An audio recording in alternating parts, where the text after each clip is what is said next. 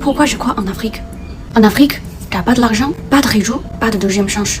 Mais t'avances, tu te débrouilles, tu fais tout ce que tu peux. Et malgré tout, le monde continue de te regarder de haut. Je comprends.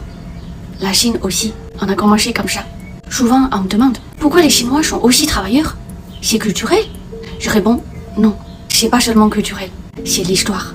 Une histoire qu'on partage, vous et nous. On dit souvent que l'Afrique est pauvre, instable, sans avenir. Je ne vois pas les choses comme ça.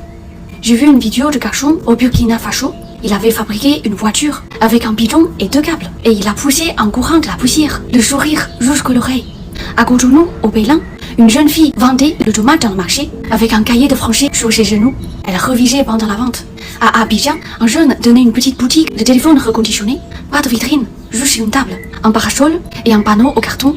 Sur TikTok, j'ai vu des garçons du Mali et du Togo qui prennent les vêtements d'occasion, les nettoient, les repassent et les revendent pour construire leur petit business. Aussi, il y a beaucoup parmi vous qui cherchent des usines en Chine pour lancer son propre business. Et à Kinshasa, au Congo, certains font des heures de marche pour livrer le colis. Sans voiture, sans scooter, juste leur force. Ils sont pas en retard, ils sont en route. Ils ne sont pas paresseux, ils sont simplement manque d'opportunités. Et tout ça, nous, les Chinois, on a aussi vécu. Aujourd'hui, au Burkina Faso, tu vois les vendeurs dans la rue, des motos, du coupure électricité, des égouts qui déportent. La Chine des années 1970, c'était exactement ça. En 1978, dans les campagnes chinoises, le revenu annuel moyen était de 150 yuan, soit 20 euros. 80% des gens vivaient dans le village. Il faut marcher 5 km pour aller à l'école. Les médecins et les professeurs manquent partout. Après plusieurs guerres, notre PIB par habitant, ça veut dire GDP en anglais, était plus bas que celui de RDC aujourd'hui.